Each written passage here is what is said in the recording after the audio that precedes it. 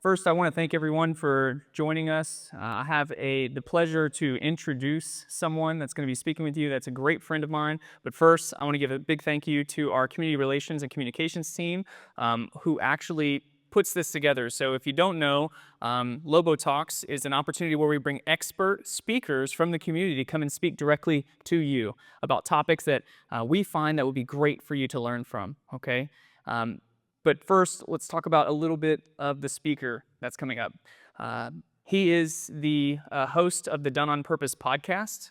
He is also a current project manager at Project One Roofing here in the East Texas area. He's also, he has his own website, Power Acronym, where he does phenomenal writing based on things that he finds on an everyday basis and turns them into acronyms and actionable items that you can take for inspiration and other things. It's at poweracronym.com. You can also subscribe to his newsletters on Substack, same thing for Power Acronym. And I want to reiterate here that this is a great friend of mine that I have had the pleasure to admire from afar, from a marketing point of view, from years. When his time when he was working in the transportation industry, all the way now into the roofing industry. You put this person in any industry, no matter where they're at, they're going to be successful. And that's what I found extremely, extremely admiring, is no matter where you put this person, success follows. So I want to go ahead and introduce my friend and your speaker, Aaron Dunn. Appreciate you, brother. What's up? How are y'all? Okay, great. That's good. Like he said, my name is Aaron Dunn. I'm a project manager with Project One Roofing. I'm a writer, I'm a runner, I am a husband, and I'm a resident of Longview, Texas. But I haven't always been a resident of Longview, Texas. It was funny, when Skylar asked me about this opportunity. He's a good friend of mine, like he said, and it was amusing because he was like, hey man, I've got this speaking opportunity for you. I think you're perfect for it, and it has to do with failure. And I was like, okay. He made me kind of chuckle because I was the guy who came to mind when he thought about failure. Now, it's not just failure, it is failing forward. And failing forward means learning not just from success, but the mistakes that we make and the setbacks that we have. And that's what I'm going to share with you today. As I was walking in, I was amazed by this campus, Longview ISD. It's really, really awesome. I grew up in a town called Edgewood. Has anybody heard of Edgewood? Didn't think so. All right, so I grew up in Edgewood. Francisco was sharing with me that there's like 2,400 students in Longview ISD, and I came from a town of less than 2,400 people total. I graduated, my high school graduating class was like 60, it was under 70. And so a lot of times I think that like the classes that you guys have less people in them, or have more people in them than my entire graduating class. And so I share that with you just so you know, I grew up, I went to high school just like you are, and I sat in seats very similar to you, but there's really nothing remarkable about me. There's nothing extremely special about me. I was never a star athlete. I was not fastest. I was not strongest. I was not valedictorian. I graduated in the middle of my class. I struggled through math. I struggled in science. I was in band. I was a band kid, and I wasn't even great at that. I thought I was awesome, and then I went to TJC when I graduated high school, and I realized I got humbled extremely quickly and realized that I was not as skilled as I thought. And so I share this with you because I think a lot of people can relate to the fact that over time you find different ways that you're failing. Has anybody failed? Exactly. Some of us are not afraid to admit it. And the point of this talk today is to encourage you, enrich you, and empower you, and to reframe what failure is so that you can carry it with you as a strength as you navigate through high school, or that you, after you graduate, you navigate through life itself. These are all just life lessons that I've created and curated, collected. Like Skylar said, I write, and I've started poweracronym.com. So over years, I've collected over 200 acronyms that mean different things. They serve as frameworks, so you can think through different obstacles, or just think different about life and get you through some hard times. And these are 6 that I've created, and I've got prepared to share with you today, all on the subject of failing forward, learning from failure and not just success. And so the first one, if you've got a pen and a paper, awesome. If you want to make a note, that's awesome, but they're also available for you online as well. So the first thing that I want to share with you is that failure is foundational. Failure is foundational. And it's important to reframe what failure actually means. Like I said, I wasn't the smartest or the fastest. I come from humble beginnings. My family wasn't the rich kids. I grew up with, some friends that like won state in golf, and that was never a part of my life. And there was a long time where I was like navigating, what is out there for me? What success am I going to be able to experience when I'm not experiencing it as a young person? And so I mentioned earlier I wasn't fast. I wasn't a runner at all. But recently I participated in what's called an ultra marathon. Does anybody know what an ultra marathon is? You weren't ultimately fast. It's not true. Actually, with an ultra marathon, a marathon is a 26.2 mile race, okay? 26.2 miles. An ultra marathon is any distance above that. And so this particular one, I ran a marathon in February, and in just a couple months ago, I ran what's called an ultra marathon, 31 miles through the Tyler State Park. And so I had trained, I was ready for it. I believe so anyway. And I had ran and ran and ran. And the day finally came. I woke up early in the morning, and it was a 7.7 mile loop. And so we had to do the loop 4 times. And so first loop done, second loop done. I'm 14, 15 miles in. Third loop, I'm like, okay, it's getting tough. This is on a trail, it's rocky, it's technical. But I was pursuing through. I complete that third loop, and the 5K runners are done, the 10K runners are done, and it's just the people that are doing the ultra left, and it's getting quiet, and it's starting to become a lonely experience instead of a fun one that's like you've got people cheering you on. I felt myself feeling a little bit of alone and a lot of tired. I was struggling, and so I sat down to take a drink of water. I was on a break, on my third loop. And I looked over to my wife, who was crewing me, my wife and her sister, and I said, I don't want to go back out there. It was the first time that I had experienced this wall. They call it the 20-mile wall when you're doing a marathon. In ultra, it comes around that time as well. And I hadn't done a full marathon yet. I was at like 23 miles. I had 7 more to go. And it was very tough. I practiced and trained and fueled and learned and all this stuff. And I found myself sitting in this chair ready to quit, ready to stop. And so I turned to my wife and said, hey, I'm ready to go. I imagined that she'd be ready to go. She'd been out there for like 5 hours already. It was starting to get hot. And she looked at me and said, no, you're not going to go.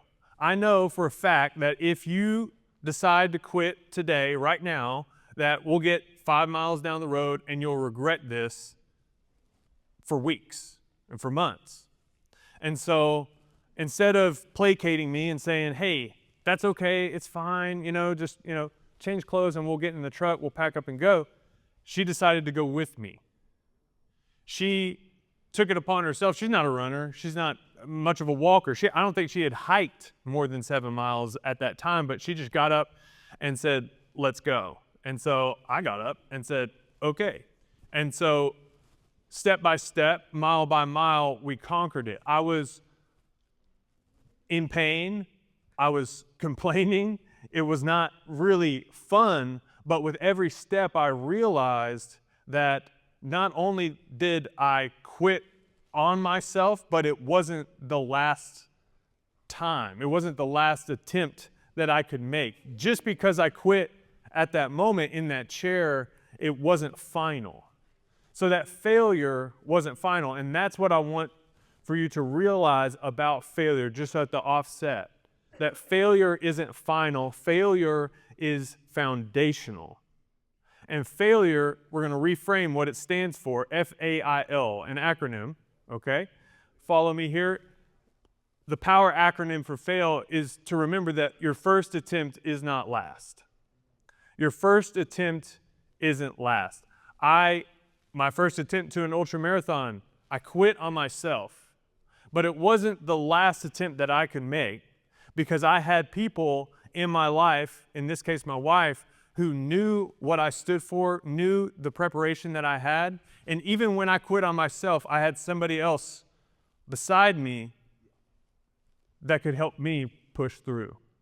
So first thing to know, in the moment of failure, whether it's a failure of a class, a failure of a quiz, if you feel like a failure at any point in your life, just know that it is not something to identify yourself with. You identify yourself as, this is not the last time. This is not the final time. My first attempt isn't last. So, second power acronym, and I've got another story. So, like Skylar said, I've had a lot of different jobs throughout my life. And I never knew what I was actually going to be when I grew up. When I was in high school, like I said, I was into music. And so I would produce music in my house. I would make music with my friends, just different types of stuff. It was a creative outlet that I enjoyed, but I wasn't highly skilled at it. I don't think anybody's heard my music that's been here. So, but it was enjoyable for me anyway. And I learned a lot through that progress. But it was a failure in a sense, because I never became a musician as a profession. Over time, I realized, like, man, I got to make some money. I moved out of my parents' house. I was paying my own rent, car payment, all that kind of stuff, and I needed to make money. I was paying my way, and I was a server, serving tables. Anybody serve tables? Does anybody have a job? No? No jobs? Okay. So I serve tables at a restaurant, right? Very easy job. Not it has its difficulties, but that's what I was doing. And so I was serving tables one day, and this lady, she ordered the lunch portion pasta meal, and I put in the dinner portion pasta meal. It was like a $5 difference or whatever. I brought it to the table. She told me that I was wrong. I was like, I'm so sorry. So I had to get a manager to comp the meal and make it all good, and that was cool. Well, fast forward, this new general manager came in and had everybody do a one-on-one with him and another person in the management team. And I sat down, and I'm like, I'm a pretty hard worker. I pride myself in my work. And he goes on and says, we're going to have to let you go. And I was shocked. I was surprised. I had never been fired before, haven't been fired since, thank goodness. But I was surprised, and so the only thing that I could really say at that moment was, why? Why am I getting fired right now? And he told me that when I came to him with the pasta dish fiasco, that it seemed like I didn't really care. That I wasn't really concerned at all. I was just kind of going through the motions. And I think that he was right. I didn't really care. I didn't want to be in the restaurant industry for the rest of my life. I didn't really care about being a manager in the restaurant industry. I didn't really care that much. I had other stuff going on. I was focused on some school that I was doing, but I wasn't doing very well. I was not really focused on that either. I was just generally unfocused and uncaring about life. And this moment shocked me. It shocked me into reality. It was a failure that I didn't anticipate, but a failure nonetheless that pointed me to a different direction. And so at that point, I have bills on the ready. Like they're waiting for me to pay them, and I have no money coming in. And so what I had to do was make a choice. I said, okay, I could either go to a different restaurant and say, yeah, I just got fired from this other restaurant and I need another job, or change my circumstance, change what I was doing. At that time, my brother worked in finance department for a car dealership. And so I sent him a text, saw that he was hiring, whatnot, and he got me an in. And so next thing I know, I'm hired. I have 1 or 2 pair of dress pants, both have holes in the pockets. I have like one nice tie. I'm not the professional person, and I don't know anything about vehicles or cars or selling them or sales or marketing or anything. But here I am. I'm just looking out at the dealership lot from inside the showroom floor going, what the heck am I going to do? How am I going to pay my bills?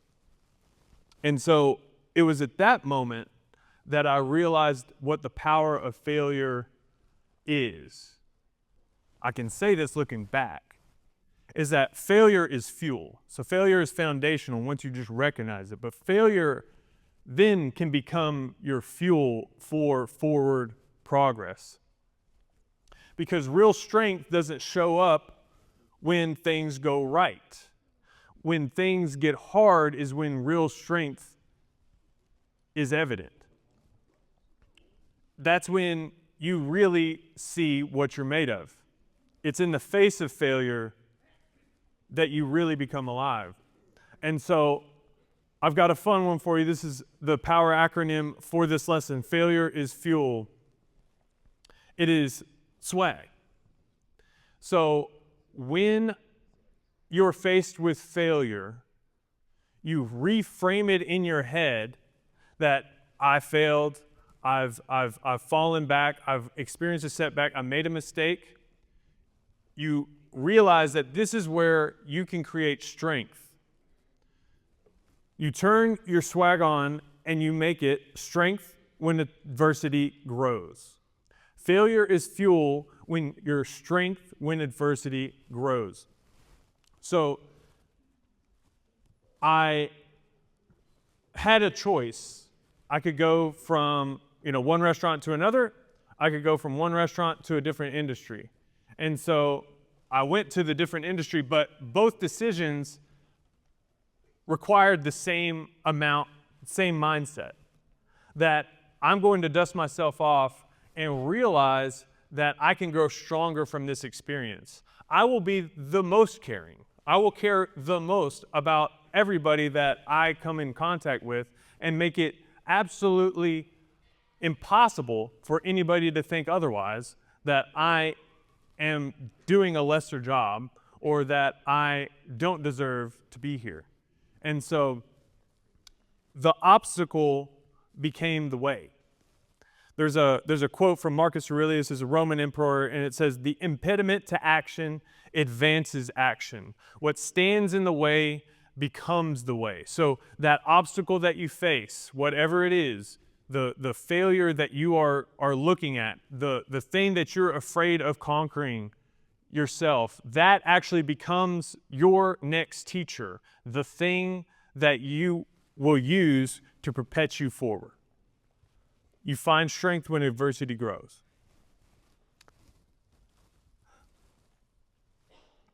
So that leads me to another concept, that failure is fortune, but it looks like work.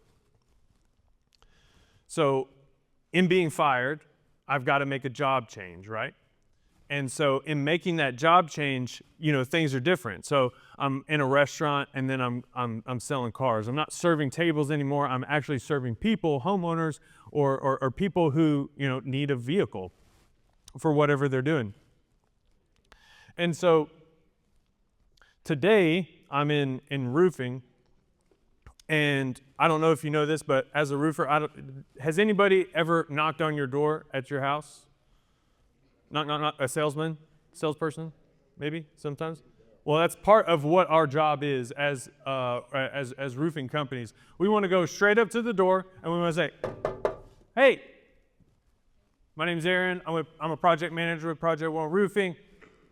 I saw that you had a missing shingle down there or up there on your roof. I don't know if you noticed it. I just wanted to be of service. I just want to let you know I'm here to help, for example. And so I'm doing that currently now at my job. But you never know what that knock is going to be. You don't know who's behind that door. You don't know how they're feeling that day. You don't know anything about it, if they need help or not. It's always kind of a random situation unless it's like very evident on the roof that they need help. Well, the other day I was roofing a house in a neighborhood.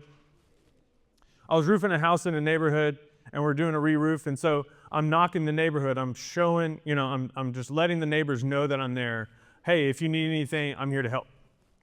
And so I'm knocking, and either nobody's home or nobody needs help, right? And so I'm trying to create new opportunities within the opportunity that I already have. Take advantage of where I am at that moment. But each door that I go to is a micro failure. This person is not interested. This person is not home. This person is not home. It's just not working out the way that I would hope it would. Like, hey, next door neighbor needs a roof, and then finally I can pay my bills and take care of my family. It doesn't always work that way.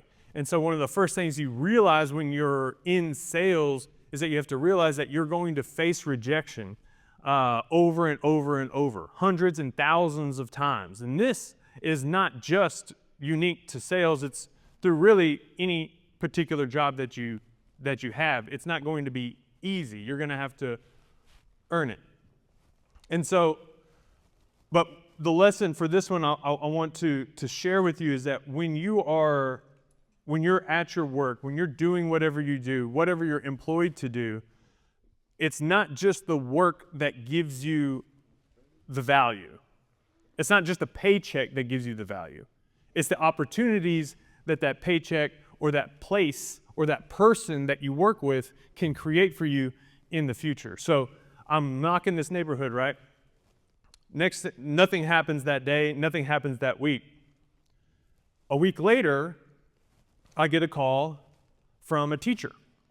It's a teacher at Pine Tree High School, somebody that I actually spoke with. I spoke in front of her class last year.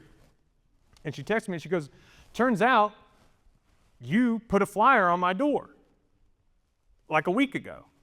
I've been meaning to tell you that, hey, I wanted you to come back to my class and speak to my students. This is something that I love to do. Speak to my students, but I kind of forgot. Things got crazy, and I didn't, I just didn't. But then you had that flyer on my door, and I remembered, and so now you're here. And so, did that lead to money? No, it did not lead to money. But what did it lead to? It led to another opportunity for myself to get into another room, to introduce myself to other people that might lead to another roof replacement. But what it did do is also give me the opportunity to speak to her classes again, engage with students again, something I love to do, and practice for this speech right here. And so failure is foundational, failure is fuel, and failure is fortune, but it often looks like work. And work is the acronym. Work is the power acronym, and it stands for, do you want opportunity? Repeatedly knock. Want opportunity? Repeatedly knock. Now, you might not be in a role where you actually physically knock doors like I am, which is fine. But what I'm telling you is that there is a blessing behind the door that you knock metaphorically. There is something for you when you take advantage of and realize that there are opportunities right next to you wherever you find yourself. So if that's the person that employed you, or the person that you're serving on a regular basis, like a regular person, like they always come in at 11 o'clock and they order the same sandwich, and I see them every day, it's Mr. Davis or Mrs. Davis or whatever, that person might be the key that will unlock a next job opportunity for you in the future. But if you don't care and you don't pay attention to these opportunities that life itself is presenting to you and take advantage of them, when you're not knocking on that door and saying, hey, Ms. Davis, like, I notice that you're here all the time, da, da, da, and you actually build a relationship with that person. If you don't take advantage of those opportunities, then that opportunity will be taken advantage of by somebody else. So I want you to open your eyes and open your ears in the future as you enter the workforce, that opportunity comes to the people who are ready for it and are ready to take advantage of it. There's a quote that's real famous by Thomas Edison. He invented the light bulb, and he went through like thousands of iterations until the light came on. And he says, opportunity is missed by most people because it's dressed in overalls and it looks like work. And so failure, when we think about failure, like it's not that, man, it didn't work the first time, or it didn't work the 10th time, or it didn't work the 100th time. It's the fact that you are working so that you can create new opportunities that you can possibly take advantage of in the future. And so we shouldn't be afraid of that work, and we shouldn't be afraid of that no. We should accept it, embrace it, and make it a part of our daily life, because we never know what door that will open when we knock effectively and we knock consistently. The only way to really fail is when you quit. All right, so the next one. How many of y'all have a bank account? Okay, got some money. No money up front, but we got some money. We got some money back there. Okay, so have you, and maybe, some of the teachers, some of the adults around here might experience this as well. The other day I was trying to pay for an oil change. And so I gave her my card, insert the card, chip the card or whatever. And I felt like she did this on purpose. I don't know, but maybe you've had this experience. She goes, the payment was declined because of insufficient funds. And she said it kind of loud like that. Like, it was declined because of insufficient funds. I was like,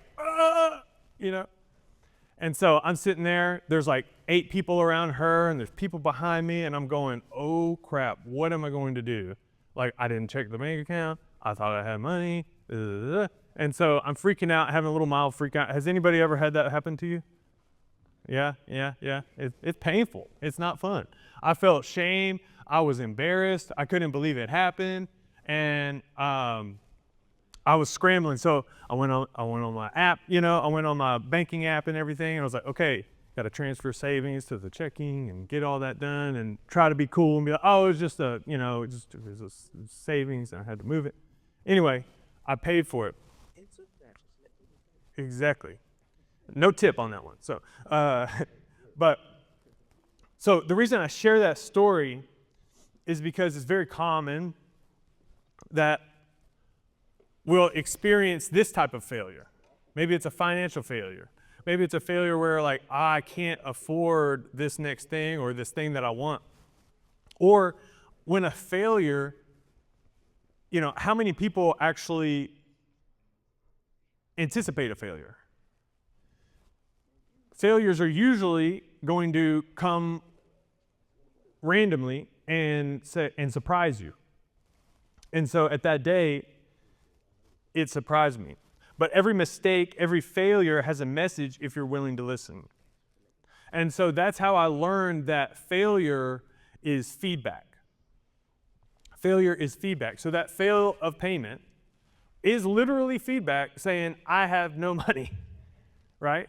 But it wasn't totally the case, because I did have some money. It was just in the wrong place. But what it taught me was that I needed to pay a little bit closer attention to how much money was going out and how much money was coming in. And I needed to be a little bit more proactive in how I, use and manage my funds. And this could be applied to anything else. But the power acronym that I want to share with you in regards to failure is the cost. The cost. Failure is the cost for success. Thomas Edison had to go through thousands of iterations of that light bulb to make sure that it finally clicked on. And then everybody remembers him for inventing the light bulb, not for the thousands of times that it did not work. And so every goal has a price. The cost of growth is awareness, humility, and the willingness to pay attention to what your failures are teaching you. So you have to pay the cost of failure. Cost, C-O-S-T, is a companion of successful thinking. Failure is a companion of successful thinking. So anytime you fail, understand that it's foundational, that it is your fuel. That is where strength when adversity grows. It's going to look like work, so you're going to repeatedly knock and get through that failure, that mistake, that objection. And then you're going to use that feedback as a companion to successful thinking to make better decisions in the future. Brian Tracy has a quote. It says, "Determine the price you have to pay in additional work, time, and commitment to achieve your goal, and then get busy paying that price." So you pay attention to the cost and turn it into a companion of successful thinking. So I've got 2 more to share with you, and then we'll go to questions. I appreciate you guys. Failure takes focus. Failure takes focus. So this one's a little longer, and but I'm gonna breeze through it real quick. So because the power acronyms are designed to encourage, enrich, and empower you. That empowerment point is physical things, actual things that you can do on a day-to-day basis, that you can use to further your own personal growth. And so when I say failure takes focus, the acronym is actually a pathway for you to walk. And it stands for this: fundamentals. So the F in focus is fundamentals. Fundamentals meaning how you eat, how you breathe, how you sleep, how you focus, how you celebrate, how you prosper. These are the fundamental things that you have to get dialed in if you actually want to focus. So we want to get our physical body right. If you're wanting to focus and have success, you're going to want to get your physical self in the right position. And we do that by eating, breathing, moving, sleeping, focusing as a practice. Then you're going to want to create order. Does anybody, you have your own room at your house? Okay. Who keeps the room clean? Who are the room cleaners in here? Boom, boom, boom, boom, boom, boom, boom. Who's got a messy room right now? Boom. Okay. Everybody else is kind of, I don't know. So the reason I bring that up is because I don't know about you, but when my house is dirty, when my house is unkempt, when I got dishes in the sink, when I got stuff that's just all over the place, I cannot think. It affects my thinking, and I'm unable to really do what I need to do. I can't focus. And so what you have to do is create order. So you clean your room. You make your bed. You get that stuff off the floor. You get that stuff off the wall, whatever you did there. You make order out of your environment, and so then your mental environment can actually focus on what you need to.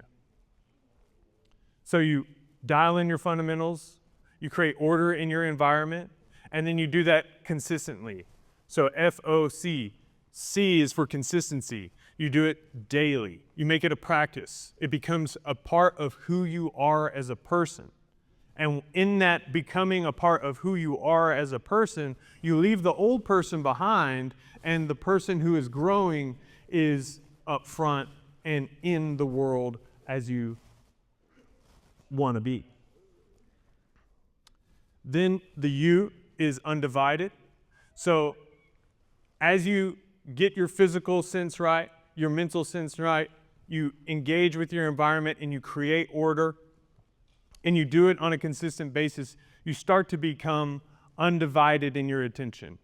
You don't pull out your phone, you don't look at this thing and then that thing and then go back to this thing, and then you create an undivided attention that is like a magnifying glass to the sun. Has anybody ever burnt an ant from a magnifying glass? You know what I'm talking about? Yes?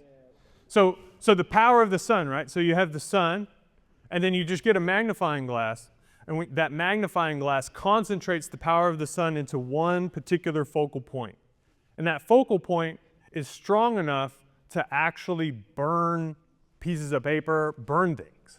So I don't advocate doing that in a regular basis, but it's a lesson that once you have undivided attention, undivided focus into one particular point, there's immense power behind that. And that power is available to everyone here.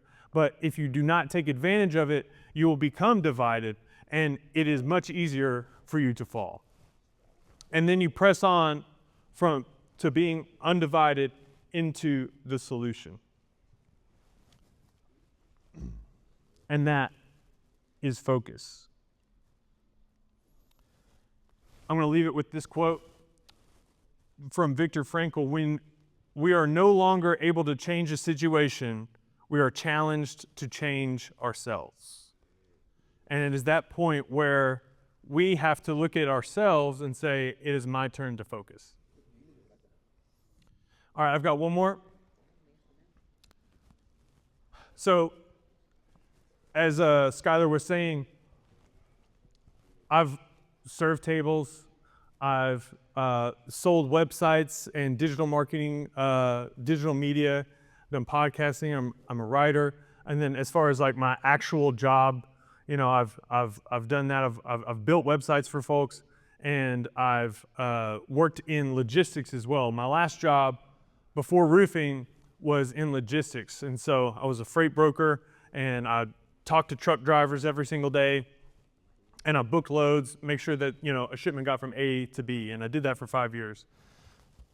It was my longest job.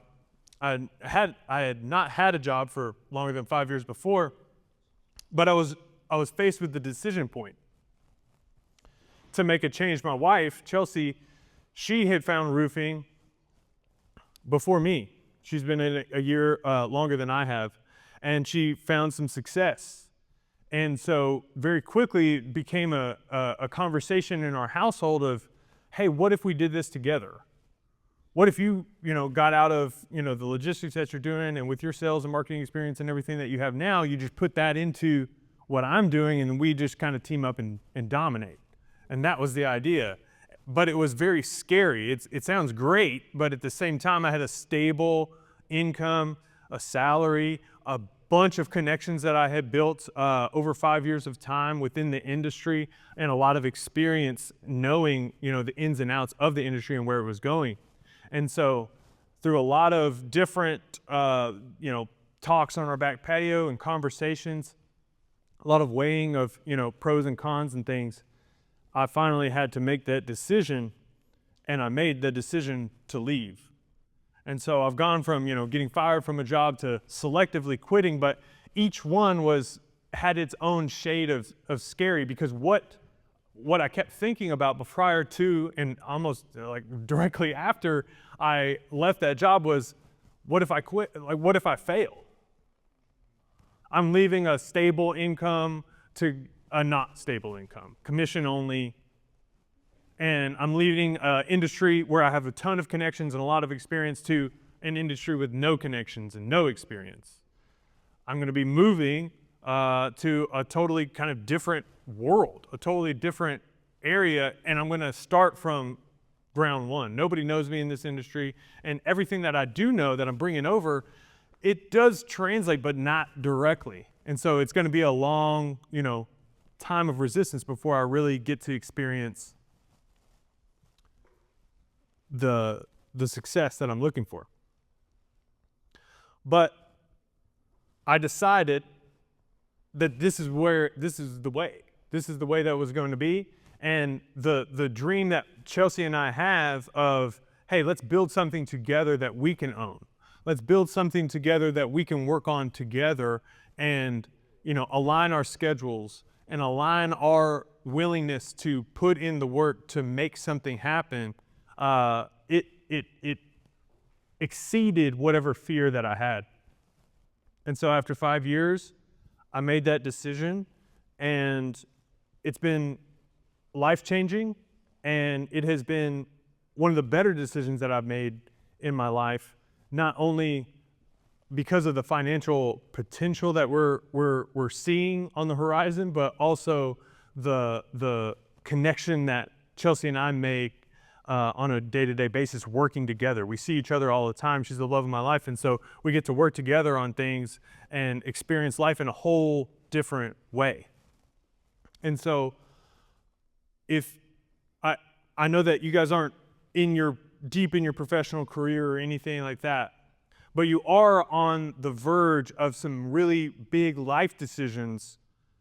If it's, hey, I'm going to stay in Longview, or I'm going to move, or I'm going to choose this school or this other one, or I'm going to drop out of, this particular, band or extracurricular, whatever. I'm going to join a team. Whatever it is, you might feel peer pressure from other people saying, hey, be careful. You don't want to, make that decision too hastily or whatever. But I just want to encourage you that you have so much life to live, and you have so many experiences ahead of you, that you shouldn't fear that it's not going to work out. You should not bet on the thing that is outside yourself to make sure that you have a comfort and safety and stability. You've got to bet on what is inside of you and what you believe is right. I'm not saying that you won't experience failure, because you definitely will. We've covered that. But what I'm saying is that you have the ability to make the life that you see for yourself. And as long as you stay committed to that, and you stay committed to failing forward in the face of failure, that you can have whatever you want. So freedom. Failure leads to freedom, becoming truly free. And it stands for facing responsibility. You have to, face responsibility for everything that you are and everything that you're not. You have to own your mistakes. You have to approach everything honestly. You don't want to just dream big and not be grounded to reality, but you face that responsibility that you have to make your life great. You put on your shoes, you put on your boots, you get out the door, you get up off your butt, and you put in the work necessary. You engage with life. So face responsibility, you engage with life, the hard things, the fun things, whatever it is, whatever resistance that you face, you engage with it. You let it teach you things. You let it broaden your horizons, and you create like an actual, real life through confronting these obstacles. It's not just stuff that you read online. It starts to become your life, not a life that you imagine and you hope for that is presented to you through whatever media that you follow. And that's where you find expansion. So you face responsibility, you engage with life itself, and then you expand. Because in that engagement with life itself, in that engagement with the hardest parts of life, whatever failures that you're coming across, that's when you can actually expand your possibilities. That's where you find what you're actually capable of. And so just to recap, failure is foundational. Your first attempt isn't last. Failure is fuel. Find strength when adversity grows. Failure is fortune, but it looks like work, so you always want to repeatedly knock. Failure is feedback, so you pay the cost. The companion of successful thinking is failure. Failure takes focus. You dial in your fundamentals. You create order consistently. You provide yourself with undivided attention toward that goal that you have, toward the solution, and you experience freedom. You face responsibility, you engage and expand. And that is what I have for you. I pray and hope the best for each and every one of you. Do not give up. Understand that failure is just part of it. And no matter what, you are stronger than whatever you face. So thank you.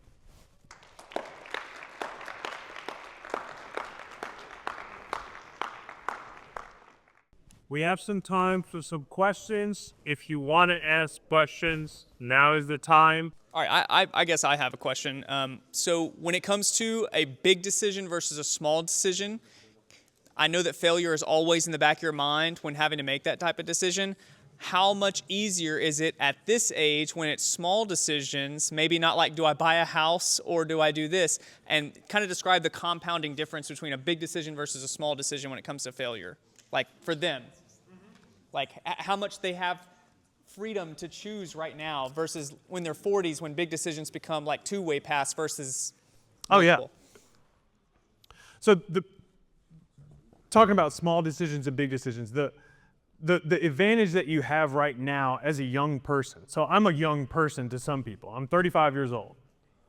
But that makes me old to some young people. Yeah, but imagine how much more good you are at the age that you are in terms of time. Because you have so much time advantage over myself that you can really fail and fail and fail and fail and fail and still be extremely young and understand so much more of the world. But if you don't like engage, like I said, then you're wasting time at that point. And so do not be afraid of failure, no matter what it might seem like. It might seem big to you right now if it's like a change of a job or anything like that. It might seem like, man, I can't do that. But you can. You have so much time and opportunity just as a young person that you don't want to put a cap on yourself when you have so much time ahead of you. And so whatever small decisions that you've got, they're probably going to seem big for you right now, but know that time is on your side and you can use it is your biggest advantage. And so, yeah. Go ahead. What advice would you give somebody who's debating if college is worth it or not? Great. Aaron, this is like tee it up for you. Yeah, why don't right. you? Okay, so I have no college degree. I went to TJC and I visited there and I dropped out. And at that point, I thought I was a bad student, that I wasn't going to succeed at all. So I dropped out of college a couple times. I like to say that I visited college. And so here's the thing. Here's my point on higher education from a formal purview, is that you do not need a college degree to be successful. You don't. You might need a college degree to be successful in particular industries. Like, you're not going to be a veterinarian without going through some higher education school. You're not going to be a doctor. You're not going to do some higher end things without a college degree. There are different pathways that force you down that road for good reason. But what I'm saying is that if you're weighing your options in terms of should I go to college or not, just know that the door is still open for me to go back to college. I could go back to college, this year if I really, really wanted to. And so if you feel like you need some time, take time, but don't waste time trying to make a decision on what you're going to do. The biggest thing that you can do right now, whether you're going to college like right after high school or not, is to get working, in whatever job. Because the thing that's going to take you the farthest, in my experience, are the relationships that you build with people and the experiences that you build as you grow as a professional. So I served tables, right? And I wasn't going to college. It seems like I'm going nowhere fast. But I started building relationships with everybody who sat in my section. So I started to build relationships with people who are bankers and entrepreneurs, and I started to learn who these people are and learn how they did their business, and started to learn who they knew. And then next thing I know, when I go to when I go to car sales, I've got this ability to have conversations with people, and really get to know people on a deeper level because of my previous experience. But turns out I serve them a sandwich or dinner or lunch or whatever at some point. So some random person from Tyler, comes into the car dealership, and it turns out that I actually know them for a little while, or I work with them in a past job.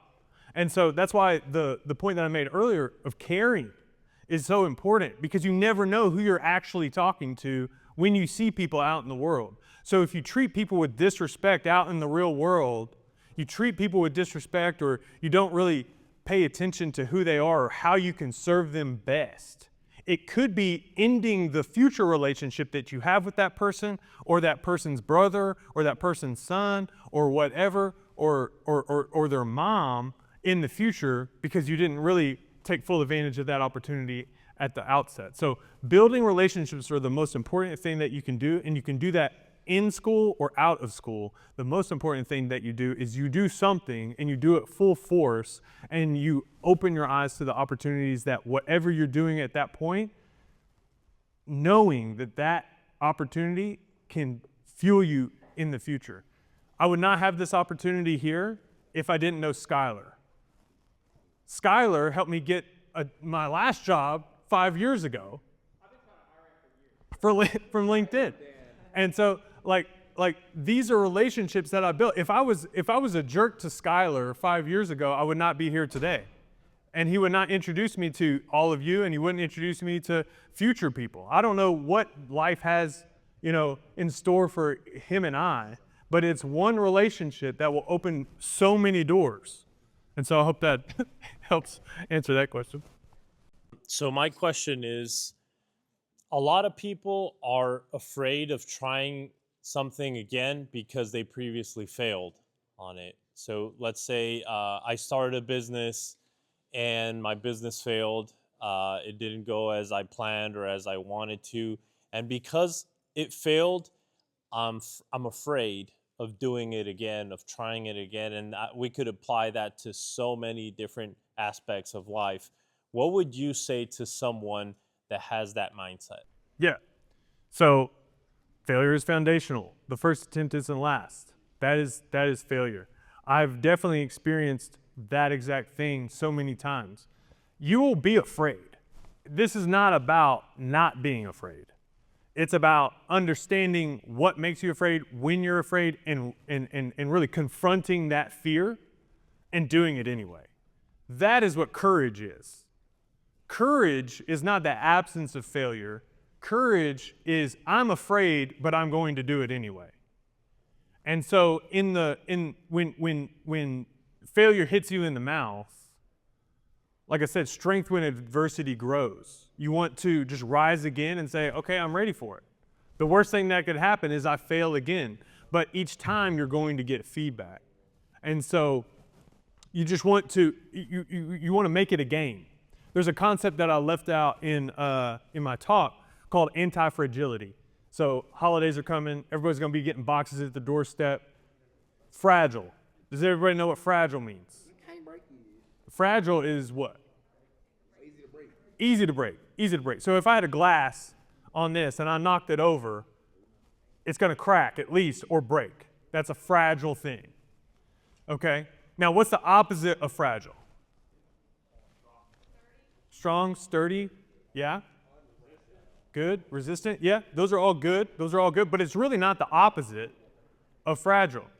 Hear this concept, please, because it is one concept that if you didn't pay attention to anything else, this is a really important one. So the opposite of fragile is not resilient, because if I had a glass here and I knocked it over and it broke, that's fragile. A resilient thing would be that plastic bottle over there. I knock it over and then it dents. That's resilient. It didn't break, but it's resilient. Anti-fragile is if you knock it over and it gets stronger. It doesn't break, it actually does the opposite thing. It becomes harder to break. So if you've got a box sitting on the ground and it says anti-fragile on it, you hit it with a bat, it's not going to break, and you keep hitting it with that same bat, the bat will break before the box does. That's anti-fragility. And so what you want to become is an anti-fragile person. That when life hits me, when I get hit with failure, I get hit with a mistake, I fail a test, I fail a quiz, I let my friend down, I let my parents down, whatever it is, I'm anti-fragile. I get stronger because of it. Now, who's going to be more likely to succeed? The person who's resilient and fearful, or the person who's anti-fragile and says, bring it on? Okay, through all your trials and tribulations, how did that make you feel mentally? And do you think that failure made you into the man that you are today? Or, yeah. Absolutely. Yeah, it's failure has definitely shaped me, and failure is going to shape you more than anything else. Like I said at the start, right? Like, I'm a small town kid. I grew up in a town that has the same population size as your entire high school. You know what I mean? Like, that has shaped me. That's not necessarily a failure, but I could use it as a failure. I grew up in a small town. It's not for me to go to a bigger city, right? Like, I could use all the things, all the failures, whatever it is, and I could use it as a badge. I could use it as an identifier. Like, look, I failed in this way. My parents failed in this way. I grew up in this type of household. I got fired one time. You know, you see what I'm saying? Like, I could say all these things are reasons why I'm stuck. But when I let them shape me into something better, when I become anti-fragile in the face of it, when I grow stronger when that adversity grows, I use it as a companion to successful thinking. That is when I take whatever life has got for me and I alchemize it. Alchemy. It's like a potion, right? Like you mix up the potions, whatever. I'm going to take this element, I'm going to take this element, I'm going to take this element, I'm going to mix them together, and I'm going to make something new out of it.